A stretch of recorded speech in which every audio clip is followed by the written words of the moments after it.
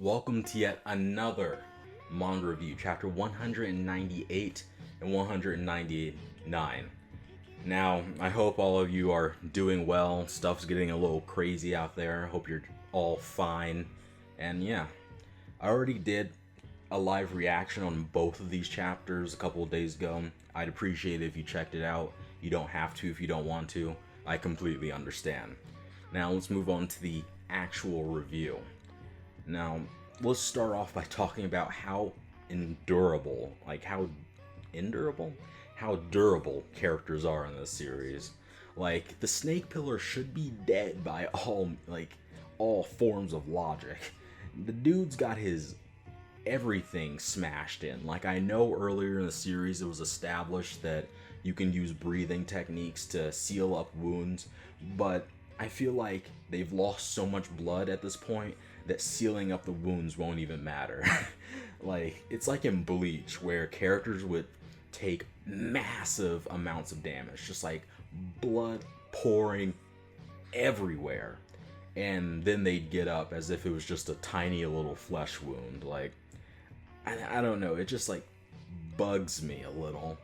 I don't hate it or anything, it's just kind of like one of those things that's why is this happening? But at the same time, I'm completely alright with it, because the pillar's durability is allowing them to join the battle again. I was fearing that the pillars would just stay dead on the floor while Tanjirou, Inosuke, and Zenitsu, the main trio, defeat Muzan. But no. The pillars are also joining in, even though they're freaking just destroyed, absolutely destroyed. And the fodder is joining in too. You don't get that much in manga or anywhere. You don't get that much in Western comics much either, where the fodder actually play an essential role. You just don't get that. So many other series talk about teamwork, yet in the end the fodder are fodder while the main characters do all the work. While in this series, even the fodder are doing things. The nameless, faceless mooks are actually helping defeat the final boss. Now, if that doesn't say teamwork, I don't know what does. Also, as a little side note, speaking of teamwork, I absolutely love the whole Tanjiro Inosuke little team attack that they did. It looks so cool. I always love it in any series when there's a team attack where one attack makes up for the other attack's weakness. I absolutely love that type of stuff in anime and manga and comics in general. Just anything in general. Any type of fighting series. I love that kind of stuff.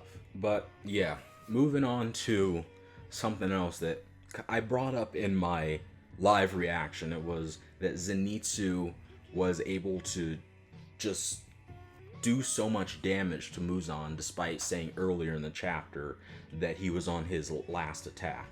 In my live reaction, I kind of thought that was weird. I kind of thought maybe it's a translation error, but now I realize it was just a simple Nakama boost, He just thought of his master, and he got the will to go on. I just didn't notice it, I guess, because it wasn't crazy, It wasn't one of those crazy Nakama boosts. It's just oh my god, this is so obnoxious. It was just a simple little master give me strength type of thing. He didn't do any insane stunt. He just stalled Muzan for a little longer. He didn't get any mark on his face. He didn't get a red blade. He just stalled a little longer, which makes it really good.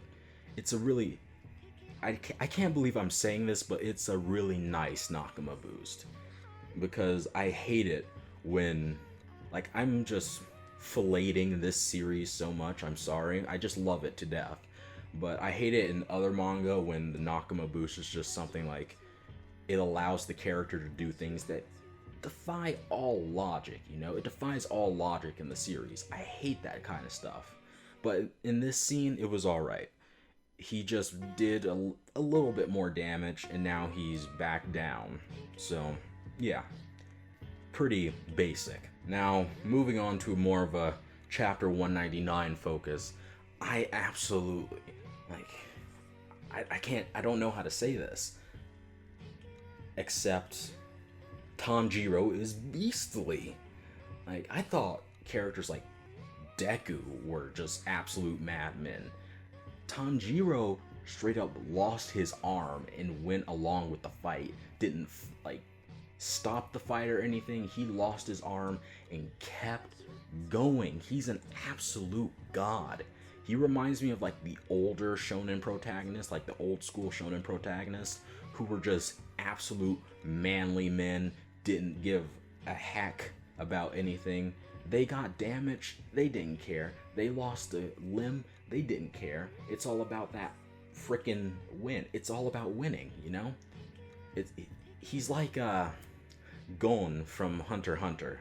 Just an absolute madman, but in a good way, you know? Now, also in my live reaction, I kind of laughed about how Muzan kind of turned into a baby when he put up the flesh shield. I didn't put much thought into it in that live reaction, other than making a little joke about how he was a big baby on the inside all the time, like the whole time. I just made that stupid little joke, but now that I think about it, honestly, that might have some merit, you know?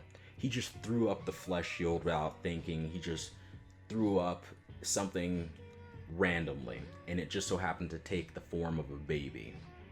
Now, that really does make me think that it's his, I guess, this is gonna maybe sound stupid, but his true inner self. Just a crying baby that doesn't care about anything else, just wants to do his thing. He sees himself as a force of nature. He thinks he's this badass, but in reality, he's just a big baby. Which is pretty freaking too deep-oo for you. Like, it's too deep-oo, you know? And the chapter ends with Tanjiro burning Muzan up from the inside and the sun finally coming up. Now, Tanjiro managing to just completely destroy Muzan from the inside makes me think that he's finally reached that Yorichi level of just bright red blade. Because Muzan mentioned a couple of chapters ago how Yorichi's blade was just overwhelmingly hot and how their pillars are nowhere near his blade. This makes me think that Tanjiro has actually reached his level. He's just completely disintegrated Muzan from the inside. Now, do I think he's actually gonna die? Hell no. Like, Nezuko is still coming. Like, I've already mentioned this a million times in my past reviews. Nezuko's still coming. There's no way that he's about to die right now. He's probably going to pull some boulder dash. Like, I don't know. Maybe Nezuko's going to appear as like, I'm here to help you, brother. And then Muzan just kind of runs up to her and eats her, and then he gains immunity to the sun, and then Kimetsu no Yaiba 2 happens. Now Tanjiro must get his revenge.